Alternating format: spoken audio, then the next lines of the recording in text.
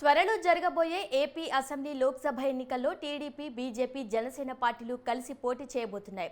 ఢిల్లీలో BJP అగ్రనాయకులు Amit Shah, JP నడ్డాలతో Chandrababu, Pawan కళ్యాణ్ల చర్చలు ముగిశాయి.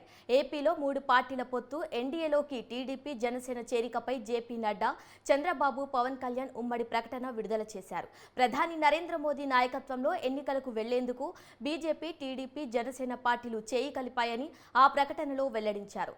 దేశ సౌభాగ్యం, ఏపీ ప్రజల అభ్యున్నతియే ఈ 3 పార్టీల లక్ష్యమని వివరించారు.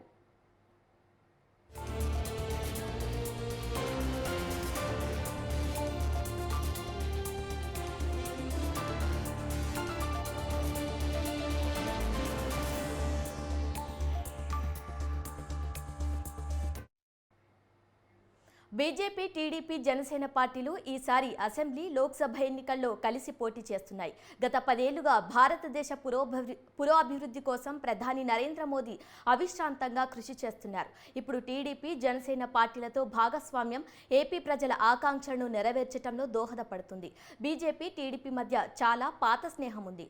టీడీపీ 1996లో ఎన్డీఏలో చేరింది. అటల్ బిహారీ వాజ్పేయి ప్రభుత్వంలోనూ, నరేంద్ర మోదీ ప్రభుత్వంలోనూ విజయవంతంగా కలిసి పనిచేసింది.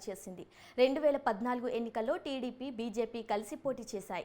2014 సాధారణ ఎన్నికల సమయంలో జనసేన పార్టీ మద్దతు పలికింది. ఇక 3 పార్టీల మధ్య సీట్ల పంపకం, మార్గదర్శకాలు, ఇతర వివరాలపై 1-2 రోజుల్లో ప్రకటన వెలువడనుంది. మా కూటమి ఏపీ ప్రజల అంచనాలను అందుకుంటుందని ఆశిస్తున్నాం. ప్రజలు మనస్ఫూర్తిగా మమ్మల్ని ఆశీర్వదిస్తారని కోరుకుంటున్నాం అని ఉమ్మడి ప్రకటనలో పేర్కొన్నారు. ఇదే అంశానికి సంబంధించి మరింత సమాచారాన్ని మా ప్రతినిధి ప్రసన్న అందిస్తారు. చెప్పండి ప్రసన్న.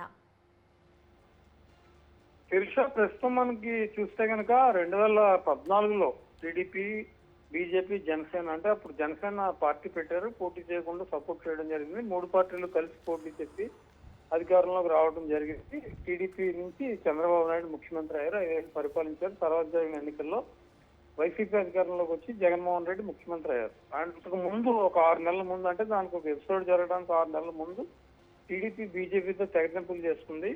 బీజేపీకి మాకు సంబంధం లేదని బయటకు వచ్చేసింది. దానికి కారణం ఏంటంటే ప్రత్యేక హోదా ఇవ్వలేదు ఆంధ్రప్రదేశ్. మళ్ళీ కట్ చేస్తే ఇప్పుడు 2024 ఎన్నికలకి ఒక నెల రోజుల ముందు బీజేపీతో పొత్తు పెట్టుకుంది. బీజేపీ, జనసేన, టీడీపీ కలిసి సీట్ల పంపకం ఇంచుమించు ఒక 30 అసెంబ్లీ స్థానాలు, 10 లోక్సభ స్థానాలు చేయడానికి ముందుకు వచ్చాయి. మళ్ళీ కలిసారు. అంటే మధ్యలో 5 ఏళ్ళ గ్యాప్, మళ్ళీ ఇప్పుడు కలిసారు. అంటే దీనికి ప్రధాన కారణం ఎన్నికల్లో ఎలాగైనా విజయం సాధించాలి, మళ్ళీ టీడీపీ అధికారంలోకి రావాలి, చంద్రబాబు నాయుడు ముఖ్యమంత్రి అవ్వాలన్న ఒక టార్గెట్ తో ప్రధానంగా టీడీపీ బీజేపీతో పొత్తు పెట్టుకోవడానికి ముందుకు వచ్చింది. అంటే కేంద్ర సపోర్ట్ ఎన్నికలు వచ్చేటప్పుడు చాలా అవసరం. కేంద్ర మద్దతు లేకపోతే ఎన్నికలు కూడా కష్టమనే యాంగిల్లో చంద్రబాబు నాయుడు ఈ పొత్తుకి ముందుకు రావడం జరిగింది. మరి ఓవరాల్ గా దీని ఇంపాక్ట్ ఏ రకంగా ఉంటుంది? ఒక పక్క వైసీపీ సింగిల్ గా జగన్మోహన్ రెడ్డి నాయకత్వంలో ఉంది. మిగిలిన పార్టీలన్నీ కూడా ఇంచుమించు ఇటు బీజేపీ కావచ్చు, జనసేన కావచ్చు, టీడీపీ కావచ్చు 3 పొత్తు పెట్టుకున్నాయి. మరో పక్క కాంగ్రెస్ లెఫ్ట్ కూటమి అలాగే సపరేట్ గా ఉంది. అయితే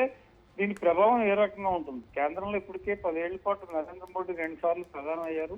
ఆ ప్రభావంతో ఏపీ మీద ఏమైనా పడుతుందా? లేకపోతే ఆంధ్రప్రదేశ్ వాళ్ళు ఇవ్వాల్సిన ప్రత్యేక హోదా ఇవ్వలేదు, రైల్వే జోన్ ఇవ్వలేదు, విశాఖ స్టీల్ ప్లాంట్ ప్రైవేటీకరణ ఆపలేకపోయారు, ఏమీ చేయలేకపోయారు. కాబట్టి ఒక నెగిటివ్ మోడ్ బీజేపీ మీద పడి ఎన్నికల మీద ప్రభావం చూపిస్తుందా అనేది చూడాల్సింది. మొత్తానికి 3 పార్టీల్లో ఏకమైన సీట్ల పంపకాలు కూడా చేసుకున్నారు. కాబట్టి రేపు నుండి అభ్యర్థులను కూడా ప్రకటించే పరిస్థితి కనిపిస్తుంది. మరి దీని ప్రభావం ఎంతవరకు ఉంటుంది? ఆంధ్రప్రదేశ్ రాష్ట్ర రాజకీయాల్లో ఈ పొత్తు ప్రభావంతో వాళ్ళు గెలిచే పరిస్థితి ఉంటుందా లేదా? జగన్మోహన్ రెడ్డి ఒంటరిగా ఈ కూటమిని ఎదుర్కొని మళ్ళీ 2వ సారి అధికారంలోకి వస్తారా? ఇవన్నీ చూడాల్సింది. ఓవరాల్ గా చూస్తే బీజేపీ సినారియాలో మైనార్టీలు కావచ్చు, క్రిస్టియన్స్ కావచ్చు కొంత వ్యతిరేక ధోరణిలో ఉండే పరిస్థితి కనిపిస్తుంది. అలా ఉన్నా కూడా చంద్రబాబు నాయుడు ఒక అడుగు ముందుకేసి మరి బీజేపీతో పొత్తు పెట్టుకోవడానికి రెడీ అయ్యారు. కాబట్టి దాని ప్రభావం ఏ రకంగా ఉంటుంది? రాబోయే రోజుల్లో ఈ సీట్ల సర్దుబాటు, అభ్యర్థుల ఎంపిక జరిగిన తర్వాత కొంత స్పష్టత వచ్చే అవకాశాలు అయితే మనకి కనిపిస్తున్నాయి. Okay Prasanna, thank you.